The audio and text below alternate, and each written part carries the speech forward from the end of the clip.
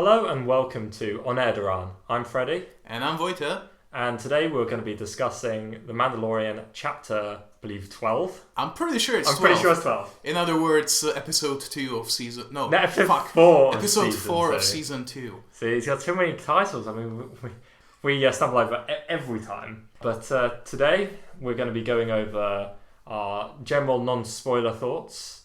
So you can tune in after that if you haven't seen the episode. Yeah, time codes in the description. Presumably. No, I'm not doing that.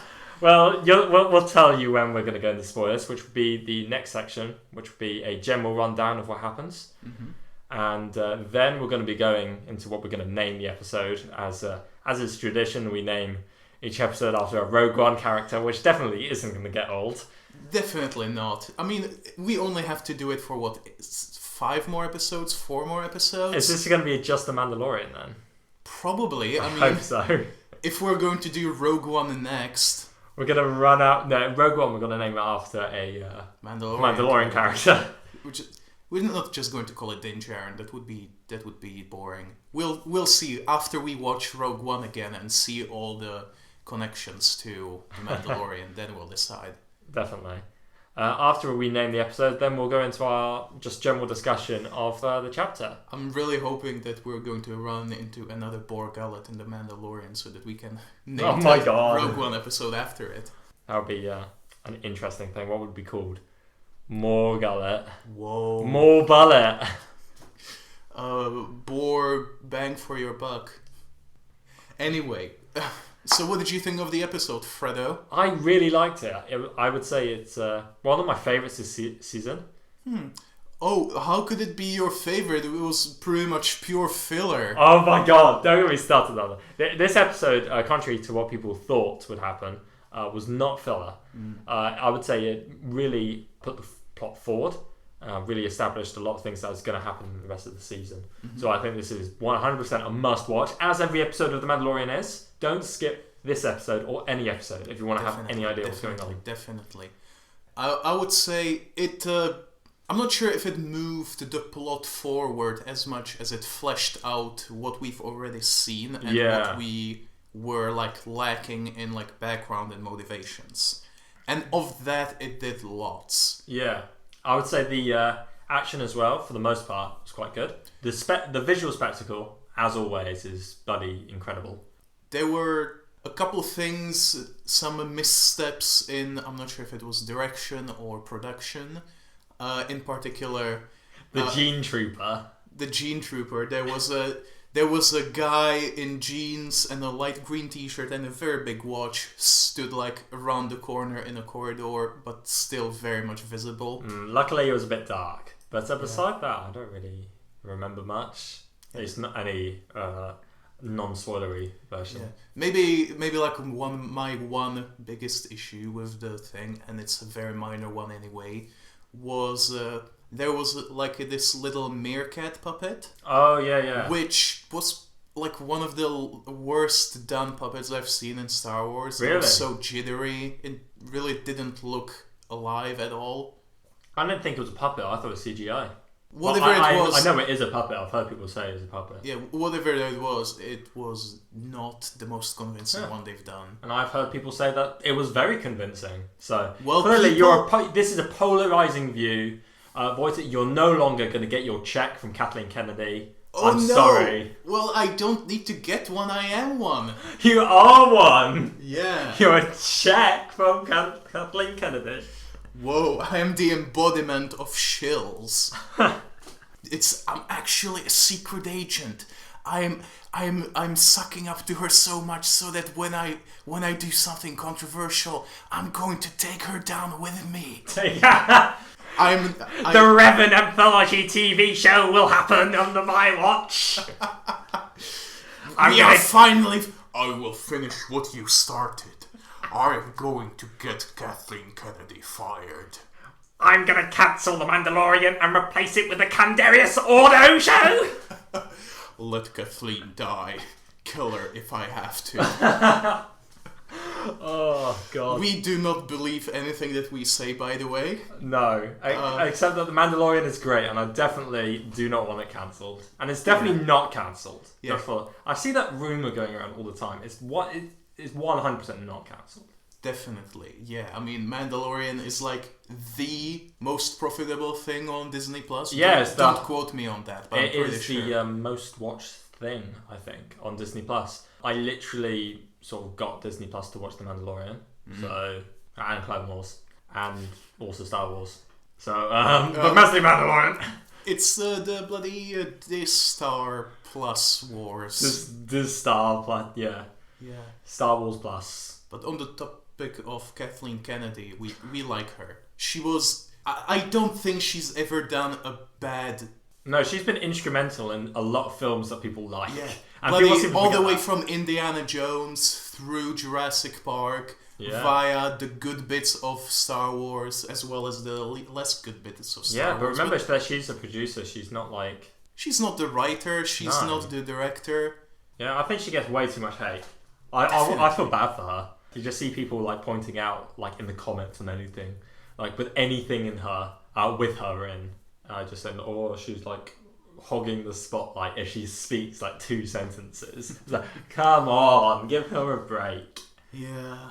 Oh, it's strange times. But we're going to talk about a different controversial figure in Star Wars a bit later. Yeah. Someone with whom the controversy is, I would say, justified. But we're going to get into that in a bit. Yeah, see that conversation quite a lot on Twitter, which you can follow us on Twitter @on Air-Deraan. So... all one word, no dashes. Exactly. All content. All content. And Pruneface. Pruneface is on there. I was involved in him getting there. It's the proudest moment of my life. I've made 2 Pruneface posts. I've only seen one of them. The other one was me saying I want Pruneface in The Mandalorian. And I also refer to him by his name, Orimarco. Why do we know Pruneface's Is it Orimarco or Orimarcos? I thought it was pretty Orimarco. sure it's Orimarcos. Well, who's the fake fan? Tell us. Go email us or at us on Twitter. Who is the fake fan? Anyway. It's Kathleen Kennedy! Oh my god. Anyway, we've talked about this for a little bit too long. Let's get into the very brief rundown of the episode. Because if we boil it down to just the core elements, it's pretty simple. It's pretty simple. So Mando goes back to Navarro, where Greef Karga and Cara Dune are. Yeah, he has to go there because his ship is basically too busted to go anywhere. It's pretty fucked if you remember the last episode. It's still covered in nets and stuff. He was enlisting Baby Yoda to fix it for him, which is quite cute. But when he lands there, he is sort of told by Greef Karga that he needs his help to take out another Imperial base on Navarro, on the other side of the planet. Which it would be quite amazing if someone said that exact thing in a tweet the other day. I'm plugging myself on Air-Deraan. Oh. Because I'm pretty sure I said that. Freddy has been freaking on point with all the predictions he's made for this show. I said last week that Ahsoka probably won't be in this episode unless she's at the very end. You've said more things, to be honest. But spoiler alert, she's not in it. A bit. We can talk about it a little bit. That Imperial outpost in question is basically like the last thing that stands in place of Navarro becoming like a prosperous planet. Yeah, in the sector, so... They being Mando, Greef Karga, Cara Dune, and the blue fishman, the Mythrol from episode 1, go raid that outpost. And soon enough they find out that it's not what it seems to be. It's not really a forward operating base. It's actually a lab ran by Moff Gideon, of course. Yeah, it's got lots of weird things in tanks that we'll discuss later. And the Doctor from Season 1 is seen on a hologram transmission saying stuff about... M counts in the blood, which really reminds me of a really well-liked piece of dialogue from episode 1 from everyone's favourite Jedi, Qui-Gon Jinn. Hey, he is my favorite Jedi. I do like Qui-Gon He's Jinn not quite my a lot. favorite Jedi, but he's underrated. He is underrated. He's also dead.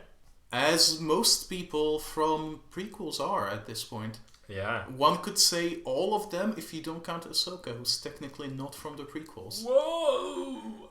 How do we know? She might be dead. I did a prediction of this episode with AI Dungeon and she died in it. But not her clone.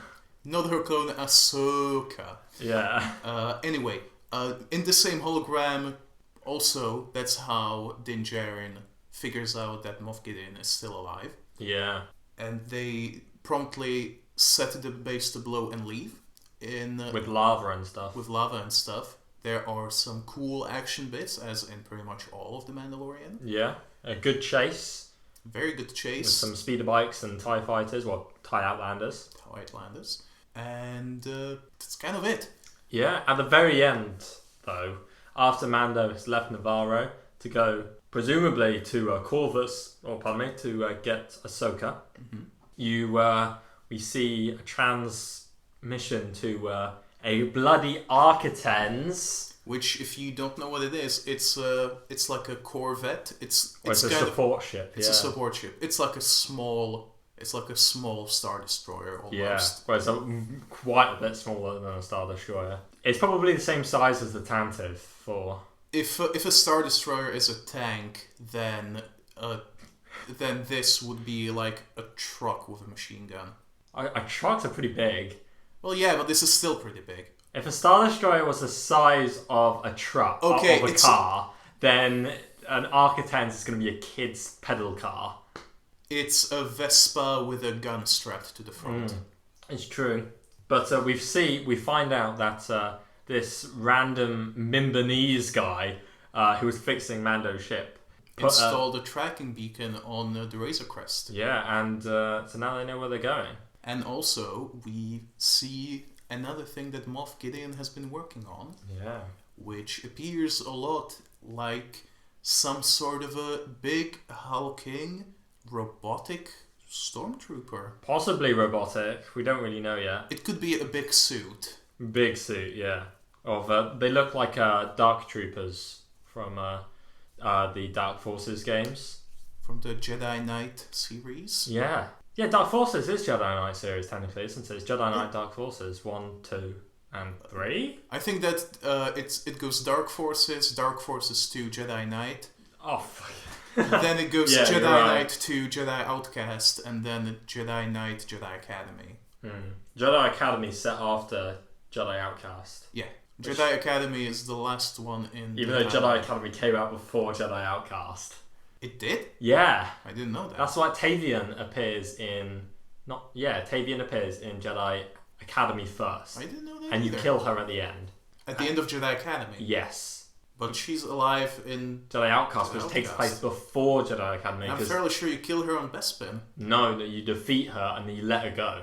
Oh, and then she dies in Jedi Academy. Yes, so there's a whole big bit on Vajun in Jedi Academy when you and Kal Katarn go to Darth Vader's castle, and then at the very tippy top of the castle, you're like, oh my god, it's Tavian! It's like, Tavian, I didn't think you'll come back. And she's like, and stuff like that. She brought Rosh to the dark side. It was all quite weird. It was a strange game. So that was the plot of episode 4 of season 2 of Mandalorian. And also Jedi Outcast and Jedi Academy. You're welcome. I summarised their plots quicker than we summarised the Mandalorian. And we've summarised all 3 of those things faster than we got to the Gamorrean wrestling match in episode 1. Wow. It was episode 2 of the podcast. But episode 1 of, chapter 9 of The Mandalorian. Indeed. Too many numbers. Too many...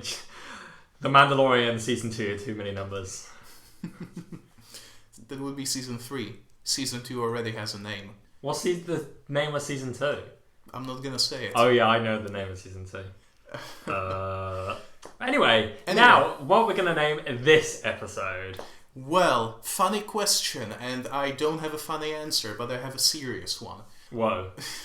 That's a first for me, isn't it? Yeah, so I was thinking that since all of this is basically centered about R&D, research, and technology, This would probably be the director Krennic of the Mandalorian episodes. I was gonna say he should be the Galen Erso of Mandalorian, because Galen Erso and his lot wear the same uniforms as the guys that get shot who were trying to delete the records.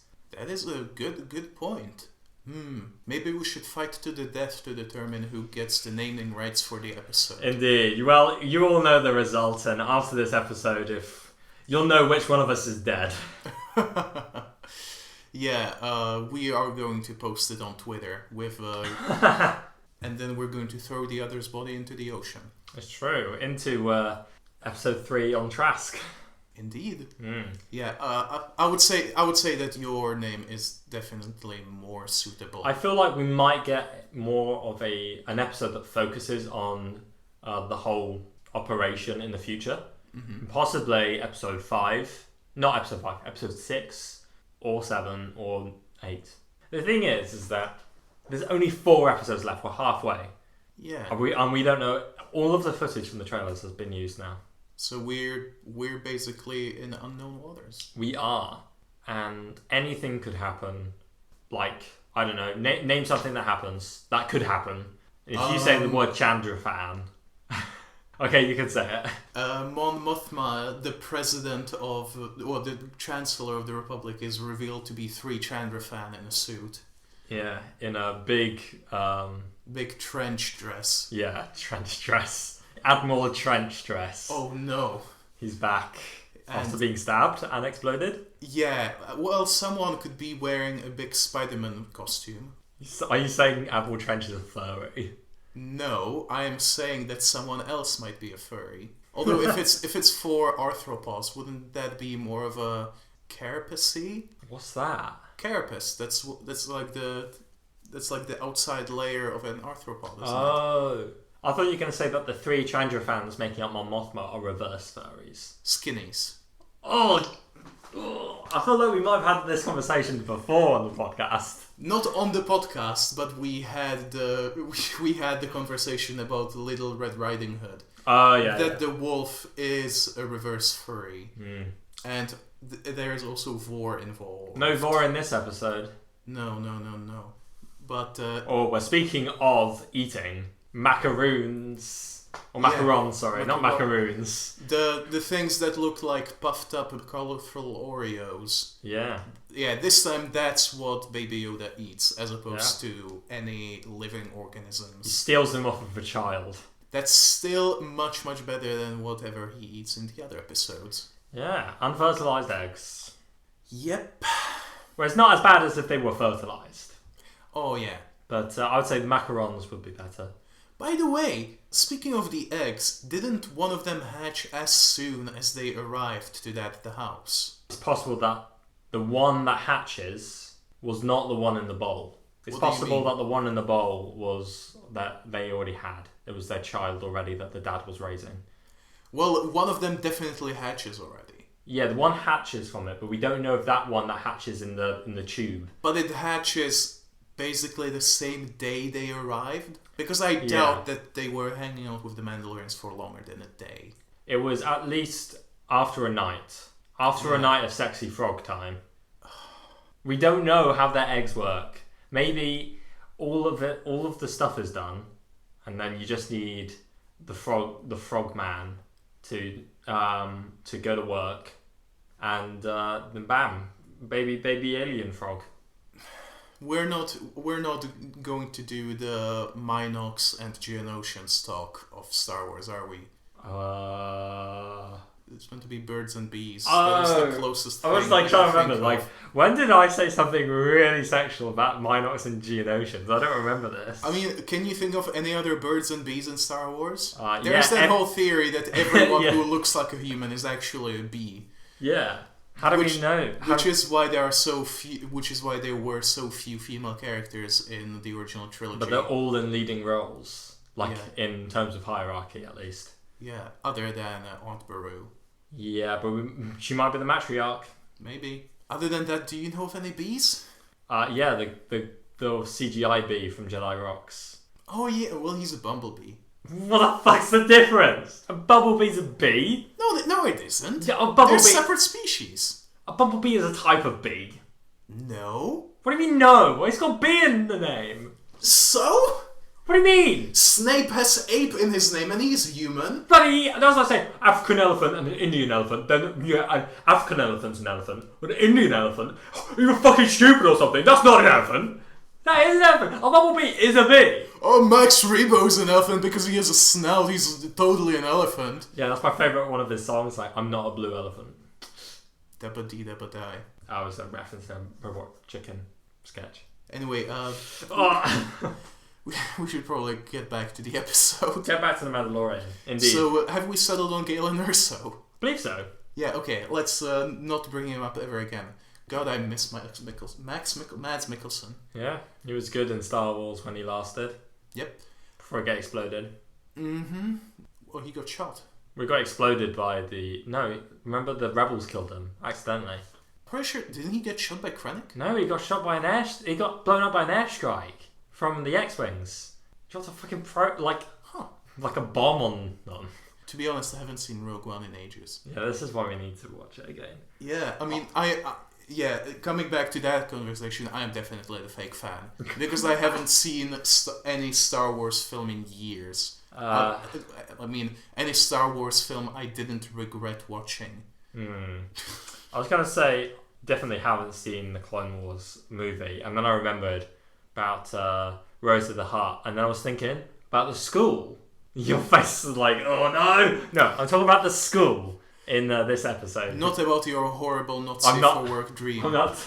That casts me in a bad light. Yeah, no, that dream doesn't count. It was the fake housemates that do not exist. It was their fault. They were the reason the police were called in my dream. Let's leave it there. Speaking of a school. Yeah, that was a school. It was another school. I think that was probably the second appearance of a school in Star Wars, in New Canon at least. Not counting Jedi Academies. I was going to say like on Mandalore with Corky. I do not remember that episode. No, it's when all the tea was being poisoned on Mandalore. That sounds odd, but sure. Yeah, and then like Corky, who is Satine's nephew, had to quote unquote nephew. Yeah, it's actually Obi-Wan's son. Possibly. They look very similar. But like there was a whole thing with tea, and you see the inside of a school there. So that was the only other time I think we see a school. And we hear about one on Mospelgo. Yes. Which is where Stinky the Hutt probably isn't, but could be. He could be. We don't know. He is in the book. Wasn't confirmed in the show. But some of the things in the show do not line up with Cobb Vanth's book. That's just how it is. But yeah, you can't put the entirety of a book into the show, even though he only had a couple short snippets in the Aftermath books. I think it worked really well in the show. I do think so too, even though I haven't read the book yet. Well, it's all in like present tense. I don't mind that. What is like Mon Mothma sits down. Mon Mothma looks at her datapad screen. Okay, I mind it. I do mind it. Yeah, like it doesn't sound right.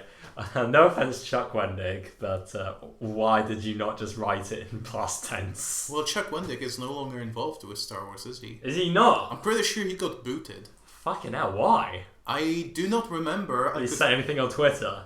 It's very much possible. Ooh. I could. I might be mixing up with Chuck Dixon, who is definitely involved with unsavory stuff on Twitter and stuff. So we paused the recording for a little bit so that we could get more of an educated opinion on what happened with Chuck Wendig. I'm pretty confused because a lot of the articles reference things without saying what they are. But I'm going to assume that I guess the right decision was made because no one seems to be crying wolf apart from... Well, that's debatable. Basically, the situation was that Chuck Wendig spoke out in a vulgar manner against the... Was it Supreme Judge?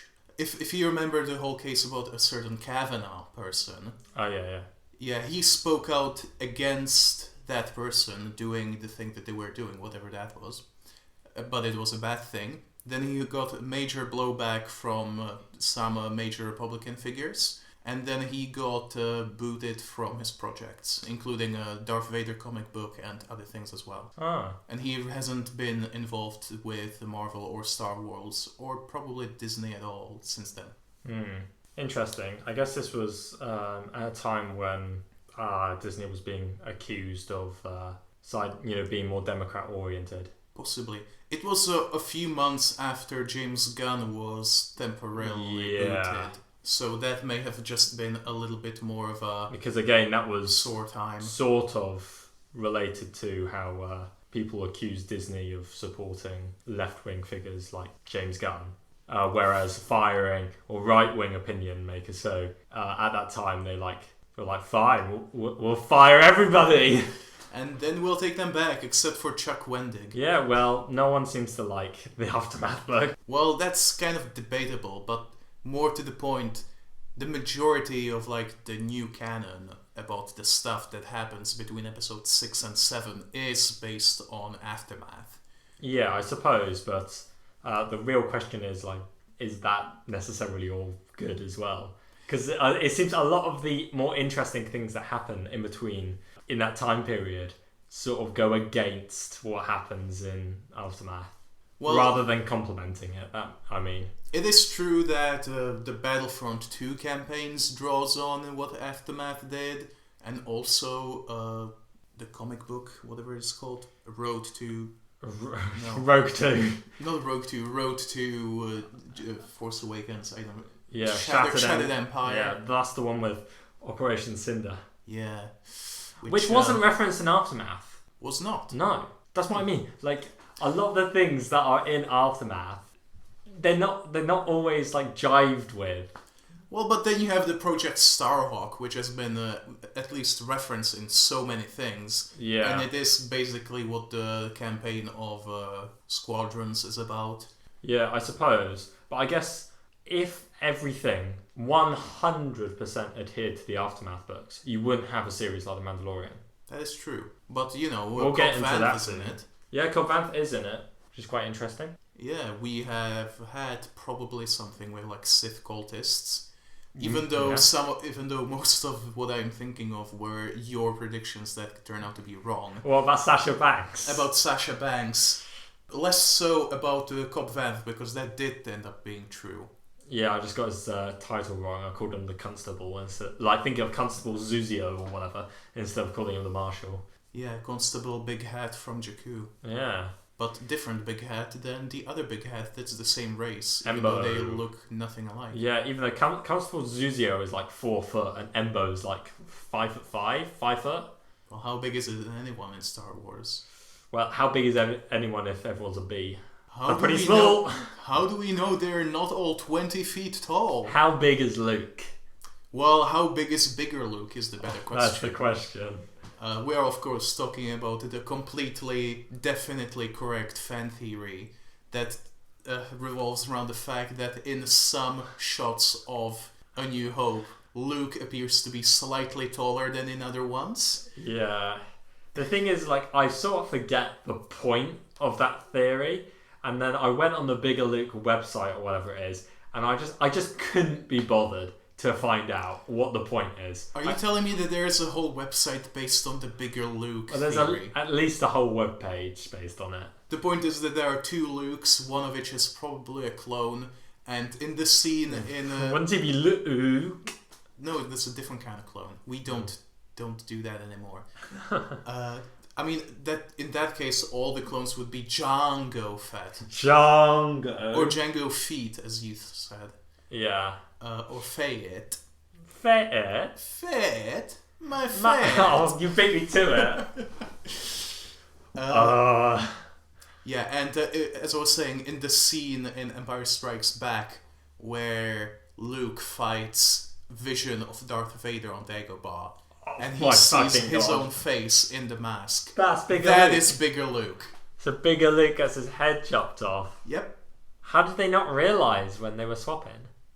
I don't know. So fucking dumb. Yeah, of course it is. Isn't there Bigger Han as well? I don't think so, because usually it's Han who they measure Luke against. Oh. Well, whilst actually what they should be thinking about should be smaller Han. Wait, how come they're discrepancies of how big Luke is, and they measure him against another character? How do you not know that character is also a fucking clone? Yeah, there's also Han Solo and Han Solo, which is the one that they have to save according to Lando. Wow, we must. We have to save Han! And that's the character they thaw out of the kryptonite. Kryptonite. Oh! I do have a question. Like, is Lando Calrissian's, Billy D. Williams' pronunciation of Han as Han, is that on purpose? Is that purposefully wrong? It is on purpose in Solo, a Star Wars story. Yeah. To make it internally consistent. I think it was. I think they retconned it to be on purpose. So why did no one tell Billy D. Williams, like, hey, his name's pronounced Han? Why did no one tell bloody General, the guy who says, "May the Force be with you" for the first time, Dodonna, I think, Dodonna, that her name is Princess Leia and not Leia. Leia, yeah, he got the E and I mixed up in there. Look, it doesn't matter. Why did no one tell anyone if it's Twi'lek or Twi'lek? God. Because they're two different types of clone species. Clone species? Yeah. What? Well, how many eyes are in Twi'lek or Twi'lek? I don't know. Many. And it keeps changing all the time. You don't notice because you don't know which one's a clone, which one's not. Oh, is Twi'lek short for Twin Leku? Oh, fucking hell. What's a Leku? Leku are their head tails. No, but is that a fake word or is that... Probably. Yeah. I always thought Twi'lek was called Twi'lek as Twilight. Not as in Twilight the books. I mean, like, the Twilight the thing. The Twilight that is always on one half of Ryloth. Yeah, that's like the point of Ryloth, isn't it? Well, it used to be. I think they changed it. Because at least in Legends, the planet Ryloth, where Twi'leks or Twilights are from, doesn't spin or spins... Well, it does spin. It spins in such a way that always the same side of the planet is exposed to sunlight. So basically most of it is uninhabitable because half of it is too cold, half of it is too hot. And all the people live basically on a thin strip around it's probably not the prime meridian, but of a meridian. Yeah. Where it's kind of livable. And they also live underground for good measure. Whoa. Which is not the case in the Clone Wars where we see... But Ryloth, do you see nighttime in Ryloth? I'm pretty sure that we do. It's but possible. I would have to rewatch it to know. Yeah, I can't remember. I'm going to say I can't remember there being any nighttime scenes, but that's not really a confirmation either way. When we rewatch Clone Wars for the show, we will know. It shouldn't take that long because the older Ryloth episode is in season 1, right? Yeah, end of season 1. People forget that. Like Cham Syndulla is from there. Yeah, he speaks fucking like... He's a Frenchy boy, is he? Or is... I don't recall. Yeah, I know Ayla Secura is in season 1. When they go to planet with the Lermans or whatever. Oh yeah, the Monkey Boys. Yeah. And Napalm. And Napalm. But, speaking of Clone Wars... Ah, well, incorrect. Yeah, but then... Well, we don't know. That's the thing.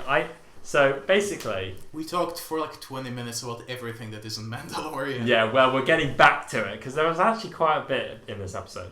Yeah. That is, like, just talk related, I guess. So, you see these, like, tanks with these beings in them. We don't... Dr. Pershing, in the holotape, is saying that they were injecting, like, M-types into... What did he say? M-type? Or? The M count in the count. blood. Yeah.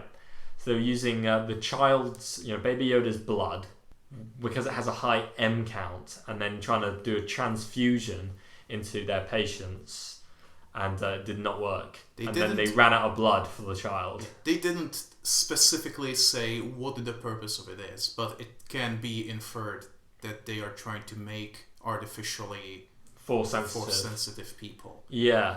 All the subjects were very heavily deformed, which it doesn't necessarily mean that they are trying to make Snoke. Yeah. But it's very much possible. It could be strand casts, as you said earlier. I thought that it was just people that they injected, they did a transfusion with, but it could be clones or something. I mean, this still takes place, at least 10 years before Snoke appears, I'm pretty sure. Yeah, like way before. Way before. So it's still possible that this is like the early stages of that research. They're making it on humans and then they switch to clones of whatever it was. I don't think it's going to be related to the Final Order or the First Order. Well, it I could would- be, I it would could not be want retconned to be that, because remember, the dreadnoughts were retconned to be the precursors to the bloody Death Star Star Destroyers from Episode 9, Yeah. even though that makes zero sense. I don't think, though, that it would make sense for Gideon's lot to be precursors to First Order, because all the people that made up the First Order have already fucked off. Well, we don't know that. But we do know that. They Do happened we? in Aftermath. Well, as we've established, Aftermath, not exactly super Okay, canon okay. anymore. I'm gonna ask you a It's question. like the splinter of a mind's eye of new canon. It's like Well, the first book that comes out. The author of that isn't getting paid by Disney, so Disney must pay him for the royalties. So that's a topical thing. Mm-hmm. Moving on. What was it like? We're still talking I about want the to ask you a sarcasm, genuine so question. Go for it. Do you give a shit about the First Order and how they came to be? Genuinely answer. Kind of, because I just wanted to be less of a nonsensical plot point.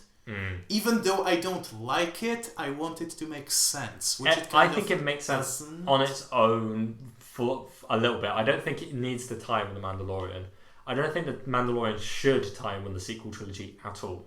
Apart from maybe, it needs to set up the political situation or whatever of the inter-episode years, that 30-year gap. But it doesn't need to set up the First Order. It doesn't need to set up the Resistance or the New Republic. Yeah.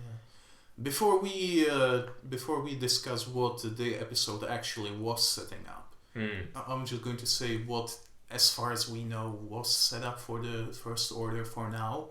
As far as we know, the First Order was basically the military branches of, like, basically space Republicans in the New Republic.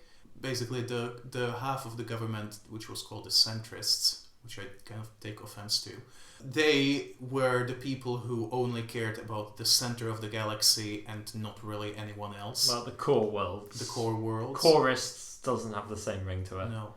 Whereas the other half of the government, which was where basically all the major protagonists were part of course led by Leia and Mon Mothma, and some cat person then becomes president, I think, or gets killed, I don't remember. Or both. Whoa. Yeah, they were like I don't think they were called the Rimmers, but... The Rimmers! They were different. Ah, yes!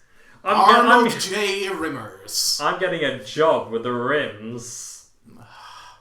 Yeah, they were basically the opposite of centrists. Yeah. They mostly were not doing enough to stop First Order from doing its thing, because most of them didn't even believe that they existed, which is why Leia and Admiral Akbar and some other people took everyone that believed in them and went and set up the Resistance, which was meant to combat the First Order outside of Republic's sphere of influence. Yeah. Which I don't like. It sucks. It's dumb. But I don't understand. Why was the Resistance base in the Galactic South when the First Order was in the Galactic Northwest? Why? I don't understand that. I don't know either. I mean, I hate to be that guy who complains about Star Wars geography or Astro whatever. I mean, you're the map man. Who else other than you? Yeah, I don't know why the car is down there. It doesn't make much sense, but whatever. It's Star Wars. They can do what they want, I guess. Yeah. They've only got me and several other people to complain about. But the First Order, they were made up of the most loyal Imperials after Jakku. Well, that, but also the new blood, isn't it? Because all the older and experienced people died, which is why it was basically led by Hux, who's like a kid. No, but that's after. Right. So the modern day. Yeah, that's like the sequel. That's closer to the sequel trilogy than when the people left the unknown region. So you had Gallius Rax, who was sort of being groomed by Palpatine since a child, which is a bit weird. Then he gets murdered by Sloane, I think, or something like that. Could be. You also have Armitage Hux's dad. Yeah, he was a main guy. It's not Aldous Huxley. We've been over this. That's the author of Brave New World. Ambrose or something. Dean Ambrose Hux. That's a wrestler's former name. Yeah, but they go to the unknown region, and they go after Jakku, which was probably 4. That's 4 years ago in Mandalorian terms.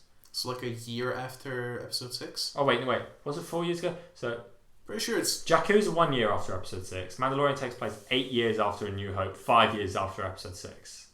Like 4-ish. Yeah, so 4 years after Jakku is the Mandalorian. So it doesn't really make sense that there'll still be people. I don't think Gideon's lot is going to link up with the First Order, because the First Order are already gone and no one knows where they are. So I guess that means that Gideon's lot will be gone by the time First Order rolls around. Do we know? We don't. We don't know that. They could be still, because there's still lots of Imperial holdouts that we know about. There's one in like this nebula somewhere, headed by a Grand Admiral or something. There's the Anoat sector, led by, with the Iron Blockade that mobile game was about. Mm-hmm. Because that apparently got quite big, lots of lore implications apparently, which I think is interesting, considering that was one of the first things put out by Disney in the new canon, that game. It's like the aftermath of mobile games. Yeah, and that game also shows the second Death Star exploding, like in episode 1 of this season of Mandalorian. Cool. Yeah. And Battlefront 2. Yeah. Well, you see that in person. You do see that in person. Isn't it nice knowing that only in 3 missions or whatever, Iden Versio is just like, let's go fucking shoot some stormtroopers. What a good game. What a good game. What a believable way to... I don't even remember. It was like when she was made to have to like blow up her home world. I mean, that is believable, but not sympathetic. Those are 2 different things, I would say.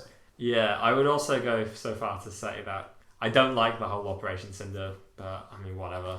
It would have been okay if Palpatine wasn't planning to come back all along. Yeah, but the point of it is that it's rooting out a load of Imperials. So if you are still an Imperial, you are after Endor, after Palpatine's dead, you're pretty loyal. If you're even more loyal, if you are so loyal that even after you blow up loyal planets, you are still an Imperial, you then fight in Jakku. And if you survive that, you go to the, which was meant to fucking kill everybody, and you still fought in that battle. It was like a hopeless battle. You then join the First Order, and then are the fanatical sort of zealot Imperials that start it all. And they're the elder generation that then leads to Hux's generation and all that. So that's what, they're all pretty crazy. But I feel like Gideon's lot might not have been involved in Jakku. Probably not. They do seem to be doing their own thing. There's a lot of unaccounted Star Destroyers. I mean, we still don't know that they have Star Destroyers. Yeah, that's true. As we discussed, they are in Architans. And I think that since Gideon was on one, that kind of seemed to me that it implied that it's like the best thing they have. Yeah, if the biggest ship they have is an Architans, that means, I tweeted about this a couple of days ago, I think they only have Architans, Gazantes, and Quasars. Maybe a couple of things that we don't know yet, but definitely no Star Destroyers. No. What if they have a Victory class Star Destroyer? Is that one of those small ones? Yeah, it's like a small ISD. Could be. Maybe like in the next season, this was going to be the thing that's going to turn the tides against the Mandalorians. Well, but I think we know what the thing is going to be to turn the tides against the Mandalorians. Yeah, it's going to be an army of Snokes. They look like Dark Troopers. Yeah, the thing that he's seen making, well, his people at least, at the end. Technicians that look like the guys from Rogue One again. Galen Erso. Yeah, linking it. Bloody Washington it. Indeed. Bloody Nixon it. Nixon it. Don't Nixon it. No, don't that's do that. That's what Palpatine did in Episode 6. Yeah. As Are you saying that Endor, what the Battle of Endor was to Palpatine was Watergate and Nixon? Wasn't Nixon involved in Vietnam as well? I know that Lyndon B. Johnson is like the biggest guy there, but I'm pretty sure that Nixon started it. Yeah, because it was like, hey, LBJ, how many kids did he kill today? Exactly. Which is a pretty catchy rhyme. Yeah, and I hope that LeBron James is not going to take that to heart and start killing people. Oh no! Well, back to Dark Troopers. From dark humor to Dark Troopers. Whoa. And I'm not sure if you've mentioned that yet, but Dark Troopers, we have definitely mentioned that, are from a little game called the Dark Forces. We have also mentioned Dark Forces. Yeah. It's been a long night. It hasn't been that long an episode. We're only like 48 minutes in. Oh, that's not bad. Yeah, it felt, the whole episode, some people said, felt kind of gamey because it's an assault at the Imperial base. That happens a lot in like Dark Forces and Jedi Knight games. Yeah, because like what else do you do in a game? Yeah. Yeah, also in Jedi Outcast, as you've mentioned, there is a whole project about making people artificially force sensitive. Yeah, they use crystals in Jedi Outcast, some sort of force imbued crystals, and in Jedi Academy they do the same thing, but they use a staff to suck out the force from people and objects, and then they put that in people. That makes sense. I don't know. It's kind of weird. There's this whole sequence when you go to Chandrilla. Oh shit! And because they're taking Kyber crystals or something from Chandrilla. I don't know. And you can eavesdrop on a conversation between two reborn Sith or whatever they're called. That's the name of the fake Sith. Mm-hmm. And they were like, "So, what were you before you became a reborn Sith?" He's like, "Well, I was just a stormtrooper, but I didn't like following orders." And then you can just like force push them off the ledge. It's pretty funny. That's cool. But speaking of Chandrilla, if we can jump around a little bit. No. Subverting your expectations, that continue. Okay, so speaking of force-sensitive people... No, get Chandrilla! Yeah, we've mentioned that there was a scene in a school on Navarro where a protocol droid is teaching a bunch of kids. Indeed. And that droid runs Droids through... are people. Kind of, yeah. Yeah, he... Well, she? They. They. Let's stick with that. They run through a couple of places and planets that we go heard over about, which at least I kind of missed because I was fawning over Baby Yoda, who was stealing a kid's lunch. Yeah. Yeah. For example, they talk about the Hydian Way and the other 5 main trade routes. I believe they might have also said the Palladian Way. They talk about Kessel and the big maelstrom that's around it. Whoa. And also they mention that the current Republic capital is Chandrilla. Oh, they do mention Coruscant as well later in the episode. As the old Republic's capital. Not the Empire's, the old Republic's. Yeah. The Empire's capital was Coruscant as well. Probably. They called it Imperial Center, at least in Legends. Or in canon. I don't know. Obviously Chandrilla. Well, obviously Chandrilla is where Mon Mothma is from. Yeah. Since hence the jokes that we make about Mon Mothma being a Chandra fan. We've made that joke today already. Yeah, I know. If you don't know what Chandra fans are, it's those little bat-like boys. It's the one that in A New Hope is trying to get a drink and has to lean over the bar and he's going. Yeah. It's the one that. Why did I act that out? It's the one from a certain point of view. It's a member of the Cluehorn Jizz band. And if you listen to the audiobook, it completely kills your ears because the voice actor reads it in a very, very high-pitched bat-like voice that's really, really unpleasant to listen to. Why? I don't know. Oh. See, the voice actors, the narrators' dedication to the source material, I think, is really admirable. You know, when he voiced Darth Vader, he also chopped off all of his limbs and then also made it so he had to breathe through an apparatus. Did you know that? I mean, the dedication is pretty incredible. Yeah, I mean, yes.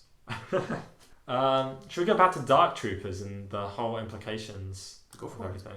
So, it seems that whatever was in those tanks, whatever was getting the blood transfusions of the Baby Yoda's blood, the high metachlorian count, whatever was planned was going to be inside those suits, maybe? Yes, it seems to me that they wouldn't be splitting their attention too far. Those two are almost definitely related. I think they're quite linked. Yeah. And also, I believe it was either Eckhart Slater or Star Wars Explained was talking about how the armor that Moff Gideon seems to be wearing might be the same technology. Oh. Because it looks vaguely similar. Because it's black. Because it's Look, when you put it that way, it sounds worse. Yeah. Also, the same video, I believe, put a side-by-side comparison of like a blown up picture of the things they were working on in the show, and like a stage 1 Dark Trooper, like without the armor on, and it looks very similar. Yeah, that was Eckhart's Ladder. Yeah, they look very, very similar. Yeah, so it's basically all but confirmed that it's the same thing. Well, it's not confirmed. It's just that it's heavily inspired by. Yeah. Even though we've already had Dark Troopers, right? No, we've had Death Troopers. Oh, they're called Death Troopers. Yeah, what are you thinking? I thought they were called Dark Troopers, because Death Troopers are the zombies. No, in Legends, anyway. Yeah, but Death Troopers are the tall guys from Rogue One. And Rebels. And Mandalorian. And the new run of Darth Vader, the comic. Are they in that? Yeah. When's that comic set? Just after Empire. I think he's going to Exegol, apparently. The what now? Apparently he's trying to go to Exegol. I don't like that. I need to read it. I've read basically everything that's set in between episode 4 and 5. I still need to finish Han Solo Cadet, Imperial Cadet, which technically is before 4, but still.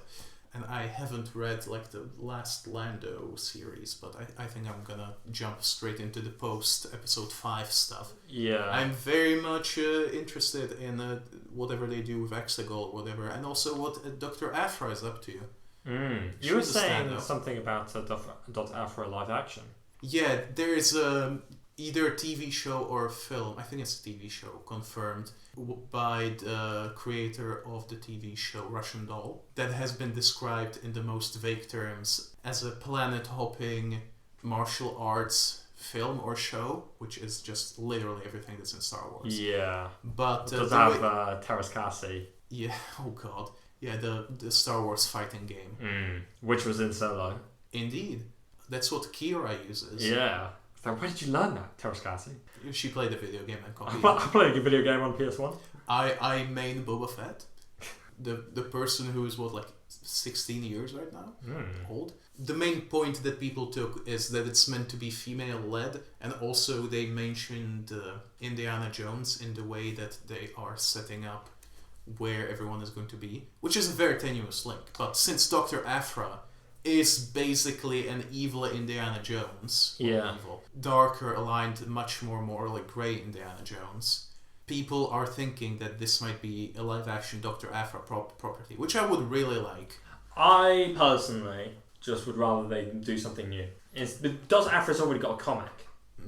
You could have a different character, whoever she may be. Definitely, but imagine how much it would boost the sales of Dr. Aphra. Not that much, actually. Not that much, because no one buys the comics. Yeah, comics are kind of petering out, but still. Yeah. I think it would be cool. I don't need it to be the case. I would personally prefer it to just be completely different. And also a different premise to Dr. Aphra. Not just another, archaeologist. Dr. Aphra, but she's good. Yeah, because then, if you have Dr. Aphra in live action, then you're going to make sure it lines up with the comics, otherwise those people are going to be disappointed. And then it's just going to be too much work, and they're just not going to bother. They're either going to completely retcon everything, or they're just not going to do it. And Dr. Aphra's going through a massive arc right now. It's not like Dr. Aphra comic ended 5 years ago. It's still going. Well, it only started 5 years ago. Oh, well, 4, really. Started after the Darth Vader comic. Yeah. Yeah. Well, but her story began in chapter 3, issue 3, rather. Yeah. Apparently it's going over the takes, like a family. I don't know what you're talking about. Don't worry. This is too niche of knowledge. I don't know much about Dr. Aphra stuff. I just know that... I don't know anything about the takes or whatever you're talking about. He's one of the Moffs in the conference room in episode 4. Oh, Tagge. Yeah. Oh, yeah, he's very much in his siblings and relatives in Dr. Aphra. That might be the new one, because I'm pretty sure they're not in the old one, but I know that guy is in the Darth Vader comic. He is, doesn't he die? He might. He escapes the Death Star. He does. Well, escapes. He leaves. Yeah, Apparently he leaves to check out the rebel base that was allegedly on Dantooine. He gets promoted by Palpatine because he was the one guy that said the Death Star's a shit idea, and he was right. Yep. So, I mean... Wasn't it whose idea was it? Was it Palpatine's idea? It was Tarkin's idea. Tarkin really pushed the whole Death Star thing.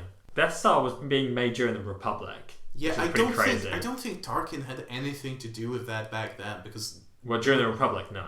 Well, even before Republic got their hands on it, because remember, the first time we've canonically seen a design for the Death Star was in the hands of Poggle the Lesser, the king, or at least the ruler of the Geonosians. Yeah, I know. Tarkin didn't have anything to do with it then. I think after the Empire was formed, he did have something to do with it. But that's like the Tarkin doctrine is fear and big shows of power and weaponry, and so the Death Star like encapsulates that. That's why he was like, I'm a Death Star instead of puny virgin TIE Defender. So it's Chad Death Star versus virgin TIE Defender. Well, we've seen much more of the Death Star than we've seen of the TIE Defender. Well, just wait for the Squadrons update. Just wait until they patch in the Death Star. Death Star update. Yeah. Oh, imagine spawning in as a fucking Death Star. It's like, oh my god, Gary, stop spawning in as a Death Star. We can't play. There's not enough space in the map. Death Star is too big to be in Smash. What would they put in on the Rebel side instead? Would they put in just Luke Skywalker? Yavin Prime. Would you just ram into people? Yeah, you just are the planet and you can just absorb people. Well, it could have been the unspeakable Rebel super weapon from the last arc, the second to last arc of Dr. Aphra. Whoa, what is that unspeakable Rebel super weapon? It was a fake plan, but boring. They were trying to trick Aphra into thinking that the rebels, it was a very convoluted plan. I'm not really sure if the origin of it were the rebels or this lady who was the head of the Empire's PR. I know exactly who you mean. One of them or both of them were devising a plan to assassinate the Emperor. Yeah. Via this ancient superweapon, which was basically, imagine lightsaber, but it's a sniper rifle. Oh yeah, that bloody Jocasta Nu uses. It's not quite the same thing. Okay. It's meant to be like a super OP thing that can basically blow up a ship from like 5 kilometers. Whoa. They were basically what they tell Aphra is that they were basically trying to make like a mini Death Star that could basically snipe the palace from like halfway across the galaxy. But what the fuck? It kind of makes sense when you think about it. Yeah. It's like a mini Star Killer base. It's called the Far Killer, I think. Or Far Killer base. No, just the Far Killer. Yeah. But it was fake. It was fake. They just made Aphra think that it's real so that she would steal the weapon that it was meant to be based on, and so that she could be captured by the Empire, and that weapon would be brought in front of Palpatine, and then it was to be loaded with some sort of either explosive or ion pulse or whatever that would kill him. Whoa. I don't remember that happening. It didn't happen because Aphra tricked the PR lady into basically broadcasting the plan to, not sure if it was the entire galaxy or basically every single Imperial listening post. So she was beheaded by Vader. Whoa! I imagine those cringy Star Wars YouTube channels would be happy about that, because I remember when she was introduced, people made a huge stink about it. Another woman in Star Wars. This is so unrealistic. Yeah, they were like, oh my god, SJW Disney saying that this PR lady was behind all of Palpatine's machinations. I was like, no, fuck off. No one ever said that. I know. Their channels do anything for clicks, or like anything for like it's just like 8 minutes of just their title. Over and over again, basically. Yeah, this sucks because this is women, and women suck, and this sucks because this sucks. But I'm not a sexist. Yeah, I mean... I have totally many female friends. I have like 7 wives. I don't want anyone to go there, so I'm going to mispronounce that website. But when I was looking up Chuck Wendig, like one of the websites that I didn't click, but I saw that it had like an article on him, was Disney Star Wars is dumb.wordpress.com. And also, what the first thing that came up when I typed in Chuck Wendig S was Chuck Wendig soy. Oh. We have not talked about the Mandalorian much, have we? Well, one thing I was thinking about is how the mechanic that reported, that put the tracker on Mando's thing, that was a spy for Gideon. Mm-hmm. It was a Mimbanese guy or girl, I don't know. Person. Yeah. I think that's kind of interesting considering Mimban was pretty fucking screwed over and destroyed by the Empire. Mimban, for example, is the planet that Han Solo was deployed to as an Imperial soldier. Which is where Army he trooper. met. Which is where he met Beckett and all that. What's his name? John. It's not John Beckett. Tobias Beckett. This isn't real name Tobias Beckett. Tobias Beckett, yeah. It's even dumber than what I remembered. That's just his name. It's just a human Earth name. Yeah, but like, it's so's Luke. Yeah, but like one Earth name and one made-up name or dumb name is fine, but it's just a name and a name. I mean, yeah, we have Carson Tivo, Carson Tiva. Is that one of the pilots? Yeah, that's the pilot who isn't Trapper Wolf. Yeah, we'll talk about him soon. Yeah, Carson also appears in this episode. Yeah. But at least that's half a space name, half a Earth name. Yeah. But Tobias Beckett is just I don't mind a character from Pirates of the Caribbean. I found that out that his name was that before the film came out from a leaked Lego set, I think. A lot of things get leaked that way. Apparently the Architent was leaked. You know, the fact that there was an Architent in this episode was leaked by Toys. I didn't know that in fact, but I sort of guessed that it would be an Architent. Very dumb. But as we were saying about like Mimbanese. Yeah, Mimbanese. Like, for an alien to be working as a spy for the Empire, I mean, we have seen it in episode 4, for example, with the insect guy. You know, the guy that goes... Oh, I always saw him as like an elephant guy. Well, I don't know what he is. It's that very... You know who it is. It's the most spy-looking being you've ever seen. Yeah, but that's an alien. Mimbanese person's an alien. So why is there a Mimbanese person working for bloody Gideon's remnant? They were probably desperate at this point. Yeah, Despacito. I'm sorry. The thing is that there's... it's interesting that there's a resurgence of Mimbanese stuff because there's a Mimbanese character in Squadrons, yeah. Well, a resurgence. Have there ever been any other ones? Solo, Star Wars story. Really? Well, there's Mimbanese. Yeah, you see Mimbanese in Solo. I just remember seeing the planet, not necessarily. When you do, there's a deleted scene when you see more of them, but there are some shots where you can see Beckett killing a load of them. It's not very nice. Yeah, and then Han Solo's like, but we invaded their planet. Yeah, they did. Speaking of Empire invading places, it is mentioned that a lot of the Outer Rim places were never really claimed by the Empire, like Navarro. Yeah, well, Tatooine wasn't ever part of the Empire. It wasn't. It was just out there somewhere. Yeah, it was occupied by the Empire during the events of A New Hope.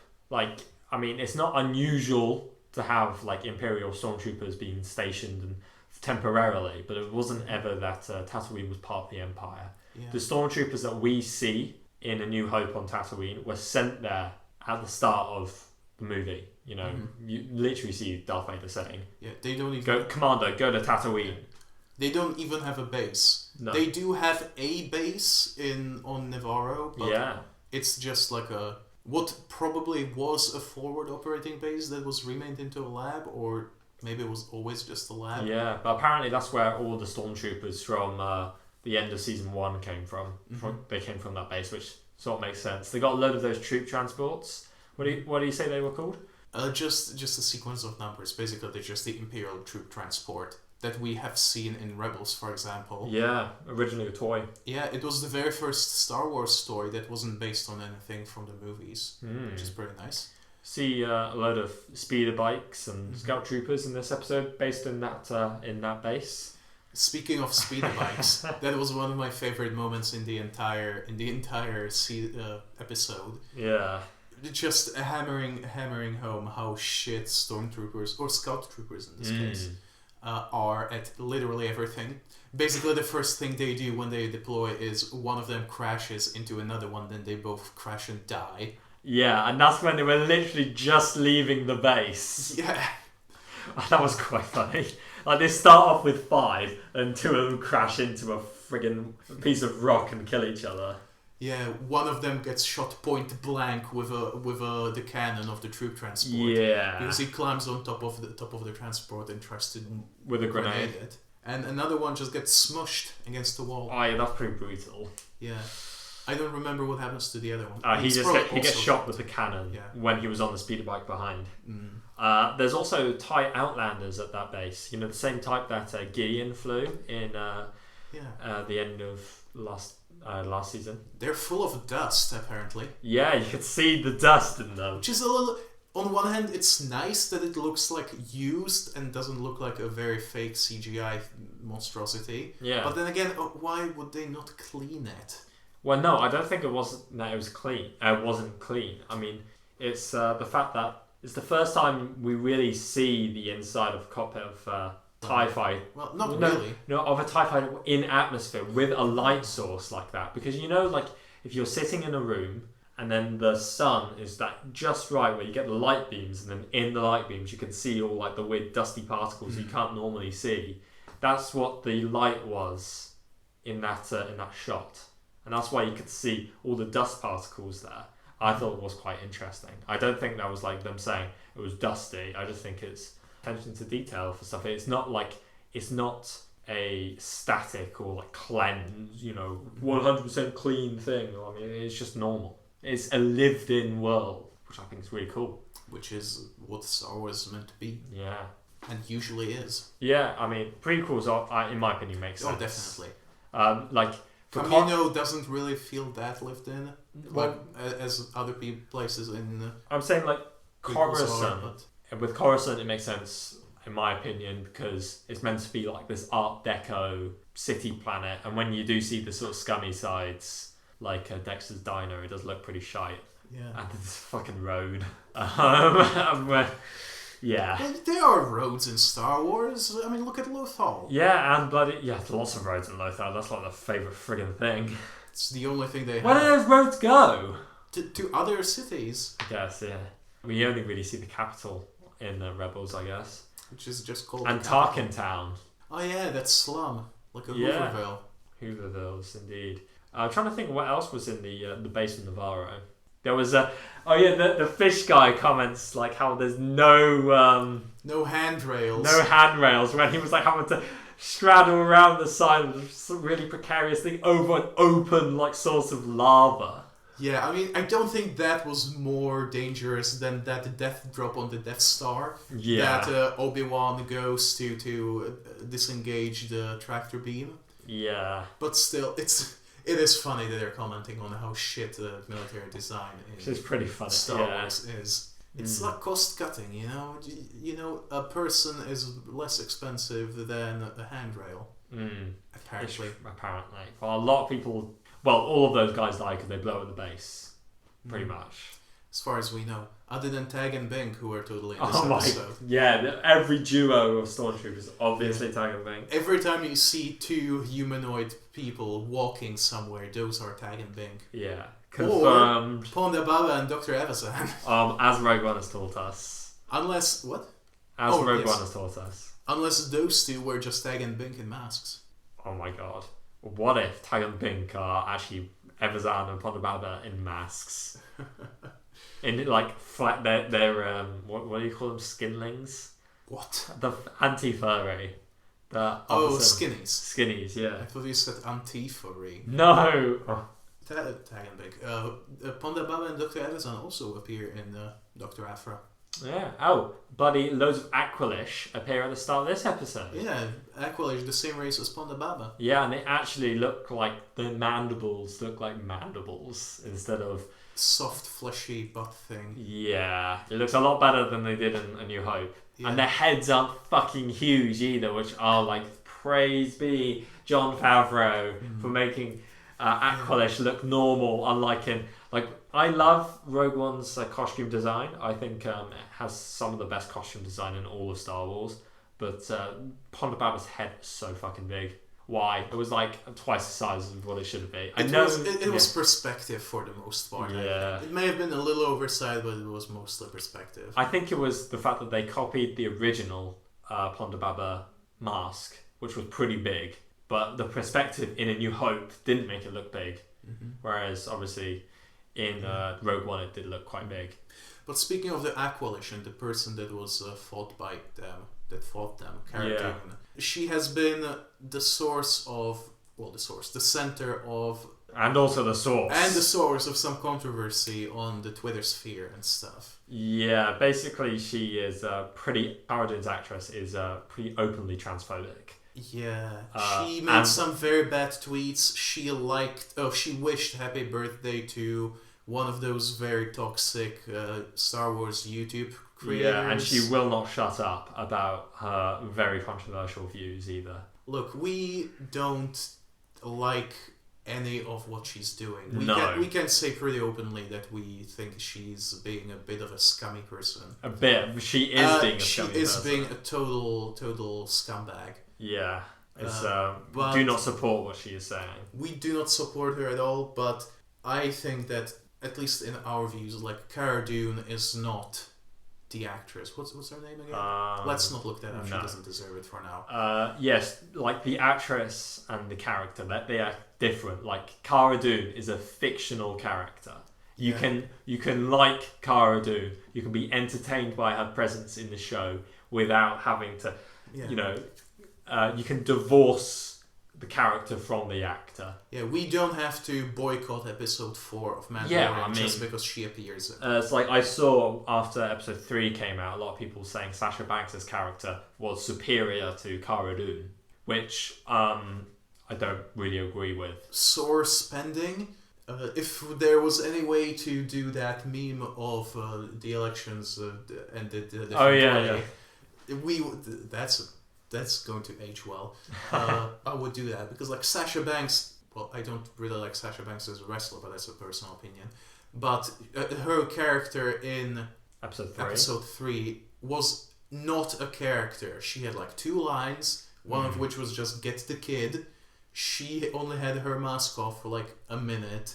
She's not a character. Yeah, she ate a weird tentacle thing. Yeah, that's it. That's all she did. Good action. Not gonna lie, but I mean, it's not. She's not a character. It was feasibly her because she's a wrestler. Yeah, she yeah, can definitely. do her own stunts. I mean, I like seeing the character. I like seeing those 3 Mandalorians. I think they're really cool. Yeah, but there's no way in hell that her character is superior to Cara Dune. Yeah. Like, so even if the actress of Cara Dune is terrible, which she is, and even if she was the worst actress in the world, at least her character is a character. Yeah, exactly. I don't think it's like comparable because one has appeared in now 4 episodes, and the other one has appeared in 1 episode. 4 scenes. Yeah, and a couple of scenes, so it's not exactly. I can't even remember Sasha Banks' character's name anyway. I mean, it's probably because it's a dumb space name, and you've only heard it once. No, I only saw it once. Watched the episode. It's only in subtitles. Okay. They don't say her name. It's okay. only in yeah, that's why I find it funny. Like on Twitter, seeing like they show a picture of Sasha Banks' character, and then they're like, "Is better than Cara Dune," and then it's like, "Yeah, but what's her name?" They're like, "No one knows. No one knows. You'll have to check Wikipedia." To be honest, I remember Cara Dune's name. I keep saying it. Yeah. Well, never mind. Oh, what's Cara Dune's name? Link is actually the guy in Legend of Zelda. What? What am I talking about? I don't know. Me neither. That's the problem. Yeah, I am hoping that if Cara Dune is going to come back, well, there's probably not really much time to do any changes for the upcoming episodes where she's probably going to show up in like the finale, which I assume she's going to be in. But if her character is coming back for season 3, I really do hope that the actress wisens up, gets a good stern talking to, shuts up, at the very least shuts up, but hopefully just stops being a prick, and if she doesn't, at least keeps being shut up. Yeah. It's not a good situation for really anybody involved. For Disney and for Lucasfilm and for the production team of Mandalorian. Chuck Wendig got booted for being vulgar on Twitter, but at least he wasn't being transphobic on Twitter. Yeah, I know. It's strange, the standards. I mean, I don't understand Disney, if I'm being honest. Who understands Disney? I'm not going to do a whole Disney complainer or whatever. Disney, what was it? Disney stuff. Disney Star Wars is down to WordPress. We owe... I mean, every single person who likes Star Wars owes so much to Disney right now, and I don't think you can really... That's why you need to sign up for Disney Plus right now, so you can start paying off your debt. So I can get another check. As if you need any more than me. Yeah. Well, moving on from that controversy... Yeah, let's shill some more, shall we?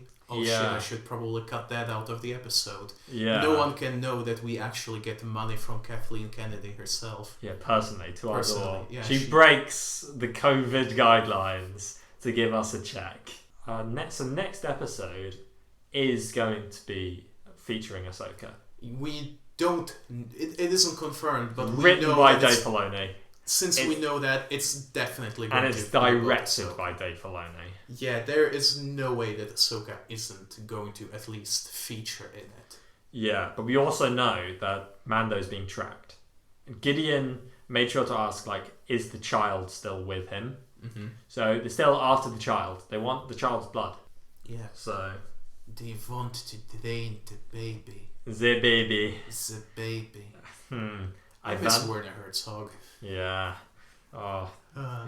He was in the last time preview. Wait, what do you call it? The recap. The previously on. Yeah. The whole recap of this episode. Yeah. That's probably why I remember his name. Because they call him Werner Herzog in the show, of course. They call him the client, apparently, isn't it? The client, yeah. Yeah. Speaking of episode 1, we've already mentioned that the Mythrol, the blue fish dude, came back. Yeah, he is the same blue fish dude. He's paying off his debt, which is 350 years of work service. Yeah, but after this mission, it's only 220. Yeah. Because when Mando shows up, he basically shits himself. There's this big blue cloud that emanates from his neck, which was a terrible effect, but it was kind of funny. Yeah, I don't think it was that bad. I thought it was just trying to be something weird. We don't really know what it was. It was like a pheromone, probably. Yeah. He drained his glands. He was a bookie, not a bookie. He was a clerk or something. Yeah, he was doing some clerical stuff. He was supplying the log for the cops. Yeah. For Carson Teva. Yeah, who come to the planet. Yeah, to investigate the big explosion that happened. Yeah. Even though Navarro is not in New Republic space. No, it's near Tatooine, as we established. Yeah. But they have a presence, at least, in the outer rim. So it seems that some X-Wing pilots, like Trapper Wolf, like Carson Teva, they have to patrol around the outer rim because by themselves there's no fleet or anything. Mm-hmm. There is that outpost that was mentioned in episode 2. Yeah, but we don't really know how. It's close enough from Tatooine to be gettable to without hyperspace. Yeah, presumably, but maybe not. We don't know. But it seems that they say that something's going on. Carlson says that something's going on in the Outer Rim. Yeah, the core worlds don't really know or care. Yeah.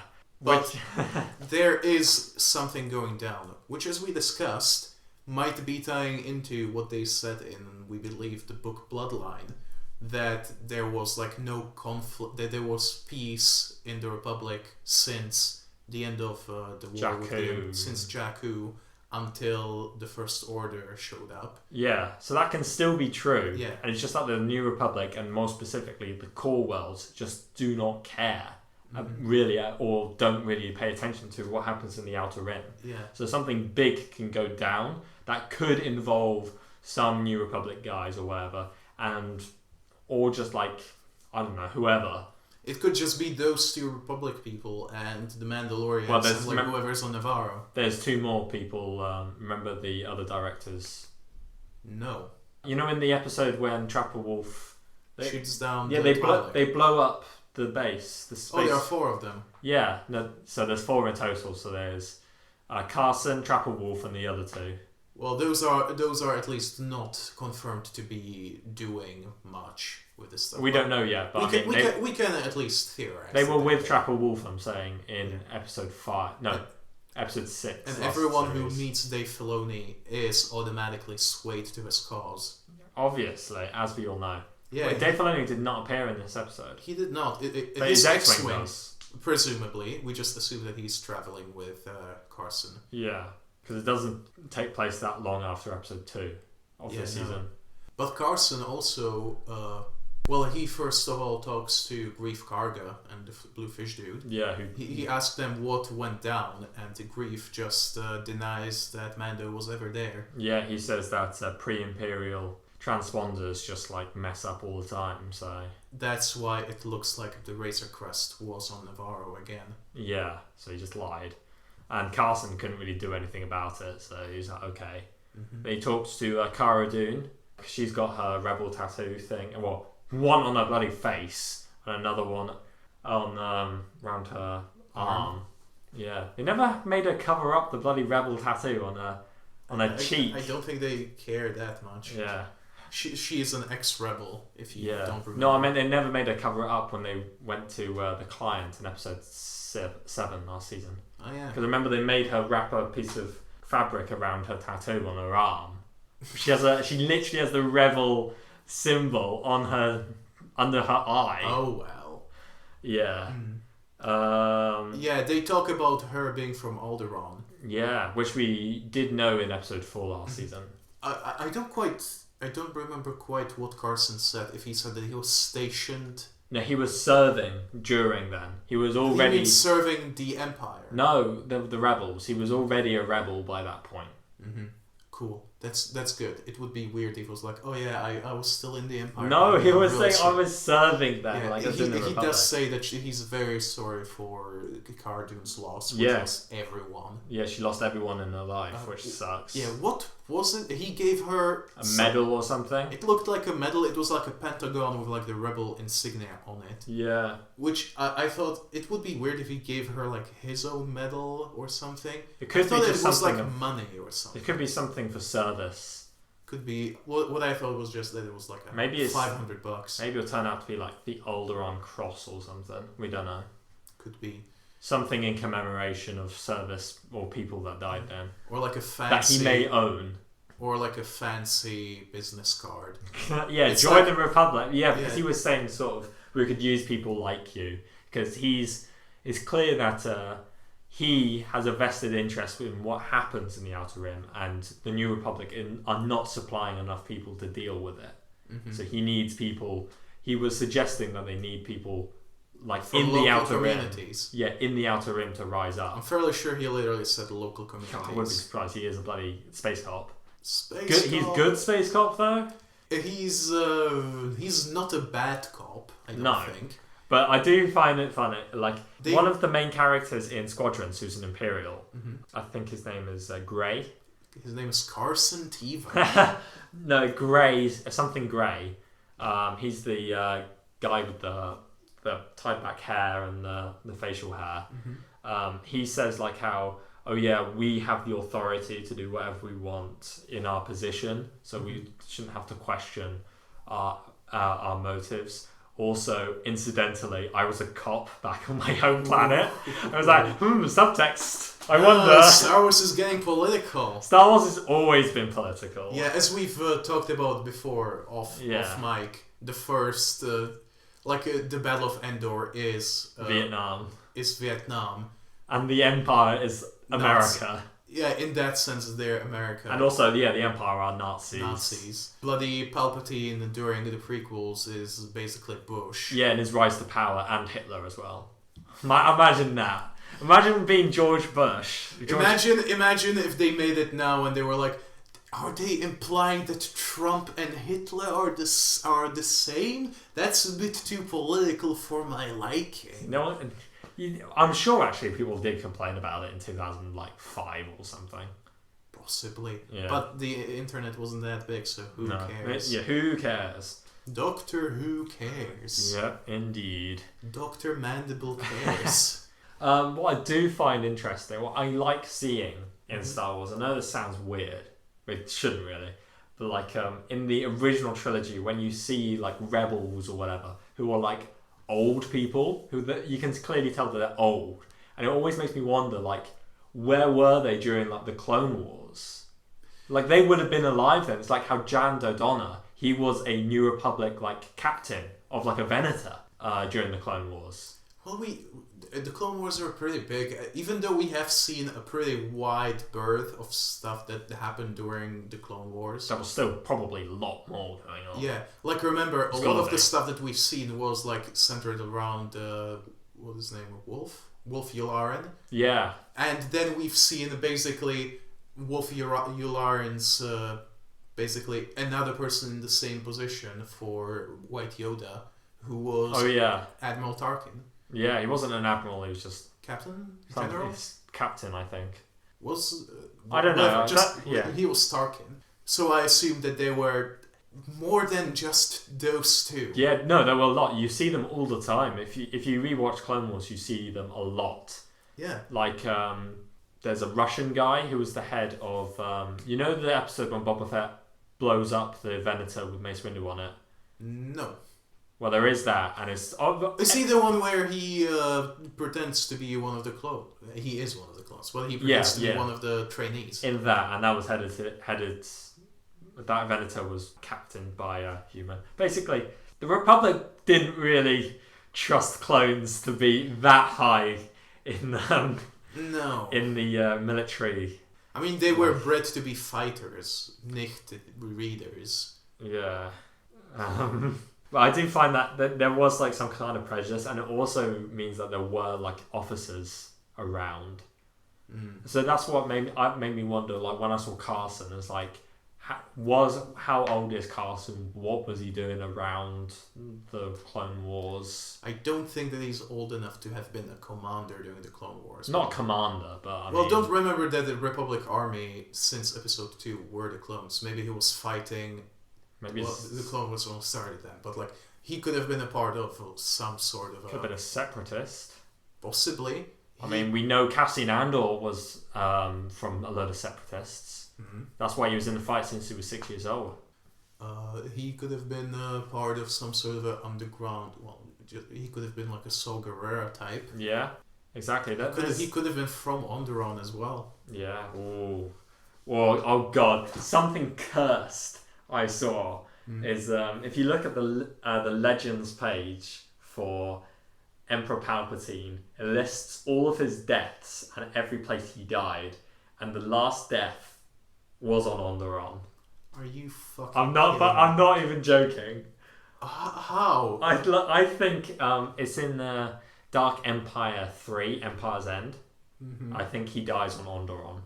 Please tell me that it was not in Naga Sadow's temple. Oh my god! I don't think Naga Sadow. Or is Naga Sadow on Yavin? Naga Sadow's on Yavin. Frieden Nad's tomb is on Duxun. Duxun. Yeah, which is the moon of Onderon. And sometimes... Look, if anyone's listening to this podcast, you're going to need to learn that fact quite quickly. Yeah, that's a big if. We know... never mind. Don't need to get into analytics right now. Yeah, just... If you've listened to the first episode, you know that this was meant to be originally called On Air-Deraan. As in Onderon. But that didn't really catch up. As in starting on the wrong foot. Yeah, which I think is a really good thing. Yeah. Another potential name that we could have done, I'll get to it by the scenic route. If you've taken a look at the concept art that they put over the beginning of the credits at the end of this episode, you could see that the Imperial base looked a little bit different. It had like big, like a gun bits on top of it, which looked quite a bit like AT-AP, if you remember that from like the Clone Wars. And yeah. AT-AP, which stands for All-Terrain Attack Pod. All-Terrain Attack Podcast! Yeah, boy! ATA Podcast. But But what if it's ATAP? What if it's ATST? No, I it's refuse. It's ATST, it's ATAP. Yeah, I'm but sorry. But is it LAAT or LAT? LAAT/S. Ooh. Although that's a droid, that's a separatist vehicle, so it could be a very different pronunciation anyway. Are you thinking of the... I'm thinking of the droid tank. Yeah, that's not an LAAT. The LAAT is the Republic gunship, the clone gunship. Never mind then. I can't remember the name of that of the separatist tank, the Trade Federation tank. I know there's STAPs. M8. STAPs are the flying ones. They're the ones in episode 1. Yeah. So they're not pronounced STAP or STAAP. They're just called STAPs. Then you've got MTTs, which you can't really say. Oh, is it? It's not LTT. I don't think it matters. I don't think it matters. Look it up yourself, you fucking nerds. I'm sorry. In any case, it's not AT. It's not ATS. It's ATA, AT, ATST. These stuff. Yeah. But you were saying about the guns on the ship on the base. Yeah. I thought that those guns reminded me of the base, the Imperial Kyber refinery on Edo. Ooh. From Rogue One. Cool stuff. Which is reasonably interesting, I guess. You know, the ones that bloody Chirrut Imwe shoots down like a TIE fighter and crashes into it. Yeah. That's bloody another connection to Galen Erso. The person of the same name as this episode. Because he dies on Edo. Oh! Yeah. What was your secret section you wish to? Well, we can get to there if we're ready to wrap the show up.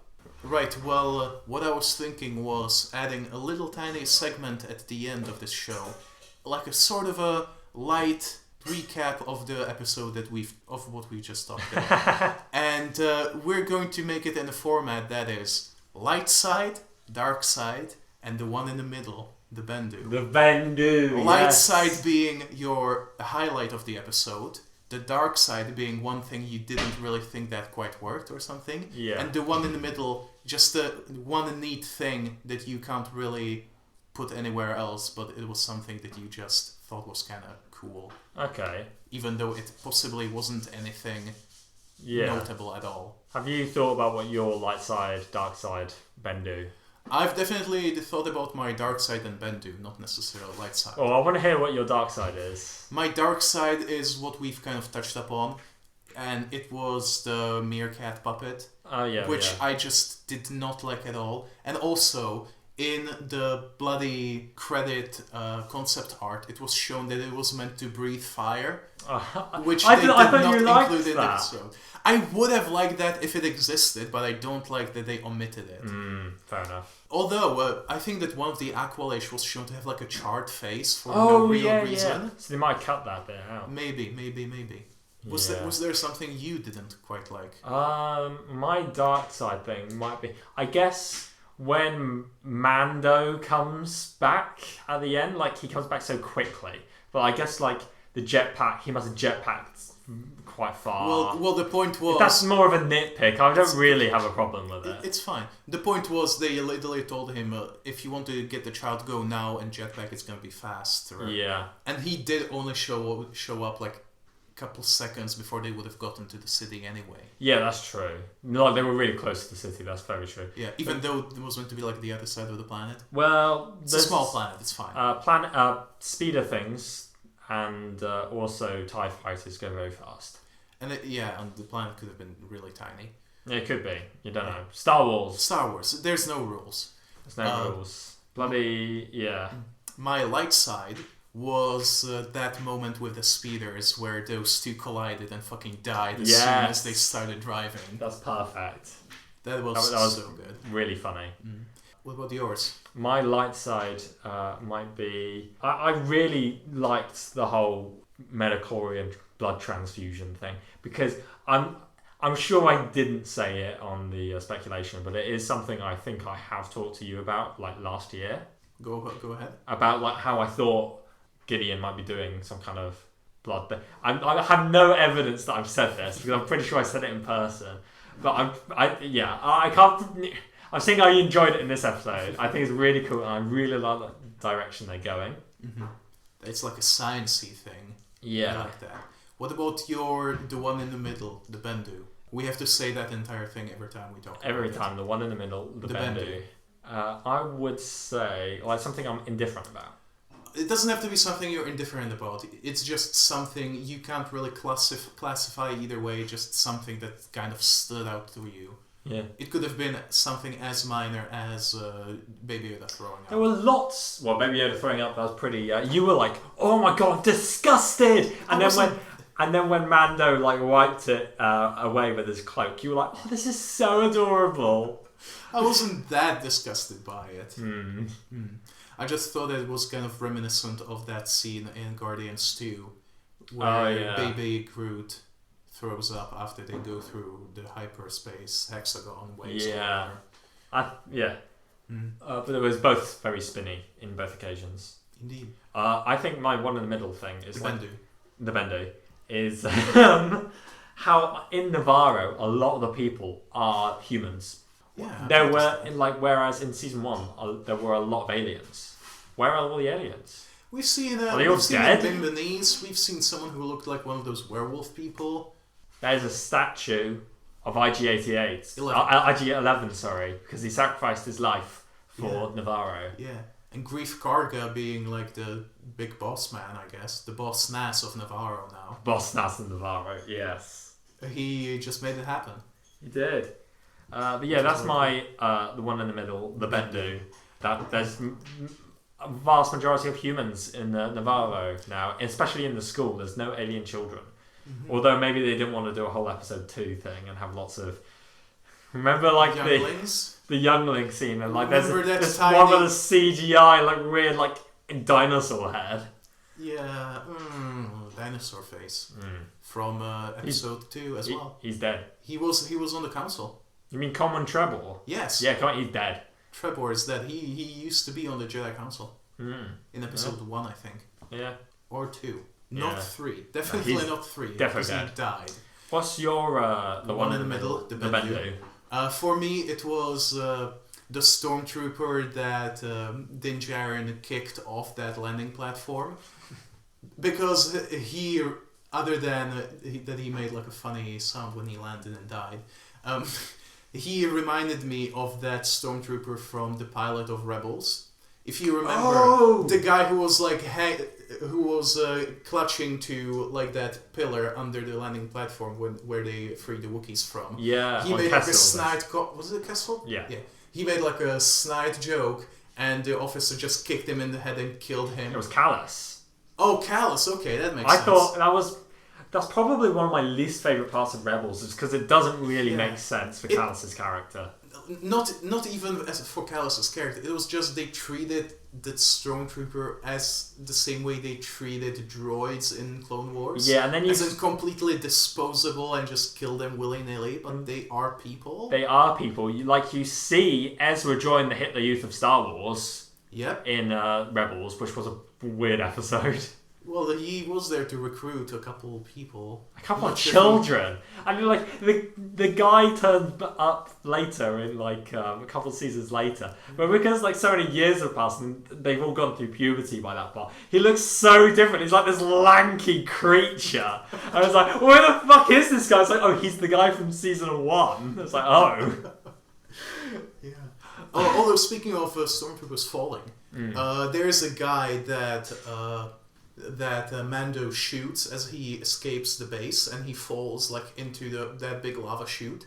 It really stood out to me that they didn't use the Wilhelm scream, even though that was like the perfect example. That doesn't have to have the Wilhelm. But it's like a George Lucas thing. They just do that a lot. Yeah, but they shouldn't do it in every episode of Mandalorian because it can get tiresome. And I did appreciate that scream. That was also a very good death scream. It was. It was very layered because also as he goes down, he like bonks on that like platform underneath. And the stormtrooper that's doing trying to fix the lava levels just like takes a double take. He's like, what the fuck? Gotta be more careful with no handrails. So that were our ones in the middle, the Bendus. The Bendus. Did you said your light side and dark side? Yeah, my light side was the speeders, and the dark side was the meerkat. The meerkat. And I think that kind of one last thing I want to point out. There were a lot of similarities between the episode 4 of season 2 and episode 4 of season 1. Both of them prominently featured Cara Dune. Indeed. Both of them, they were basically their debuts in that respective season. Indeed. And both of them featured a group of children with Yoda. That's also true. Yoda, anyway. Both of them either show or imply the act of taking off Mando's mask. Because you see Mando Chin. You see Mando Chin, you see him drink some soup. Yeah, so that answers the question everyone's had, is that the way Mando drinks in front of Baby Yoda, he slightly lifts up his helmet and then just drinks under it. Like, that's not breaking the code. Nope, not one bit. And both of them also prominently featured some sort of Imperial armored vehicle. Indeed, an Imperial armored vehicle that does not have windows, it just has open windows. Yeah. And that is part of the action sequence, because in episode 4, Cara Dune uses the disintegrator rifle. Where is that? Didn't she use Mando? Oh yeah, that was Mando's. He hasn't used it since. Where is it? He used Did he lose it? He tried to shoot the Crate Dragon with it. Oh, I don't so he's think we've still got seen it since then. Okay, He probably does have it. He probably does. Or it might be in space. Who knows? Maybe. It could have been sucked out while... with Boba Fett's armor. Boba Fett's Maybe armor. that's what was left behind in hyperspace. Oh yeah. That was Boba Fett's armor. We're never seeing it again. Boba Fett's a drop plot point. He's never coming back. Plot hole! Everything that it doesn't show up in literally every frame is a plot hole. But as I was saying, like, so you got Cara Dune shooting the Klatooinian through the ATST window, the rifle. And in this episode, someone almost, like a scout trooper, almost shoots Cara Dune through the open window of the armored truck thing. Star Wars is recycling storylines again. Kathleen Kennedy, such a hack. Oh my god. It's fucking Force Awakens all over again. I do find it funny how it emphasizes how stupid like Imperial design is on the whole. It's like there's no windows in this thing. There's no handrails. What else was like there was none of? I don't know, but like Imperial stupidity with the freaking speeder bikes. Yeah, speeder bikes and the hangar, the bloody cargo control center in episode 3. The reason why the Outlanders exist is because on a place like that, you don't have the capability to have a hangar big enough to do the whole hook thing. So I was like, So if you can't hang them, it's more of a lander as opposed to hangar. Yeah. Although I'm pretty sure in the background of that hangar, you could see like a normal stock standard TIE fighter that didn't have the foldy wings. Yeah, you couldn't. No, you couldn't see the wings. I thought you could only see the cockpit. I could be wrong. Yeah. Well, I could be wrong. Anyone could be wrong, especially Kathleen. Oh my god! Well, don't we have to do our battle for the death? You know, fight to the death to determine this title. Oh yeah, we kind of do. Well, okay. Well. One of us is probably going to die now. Yeah. You may fire when ready.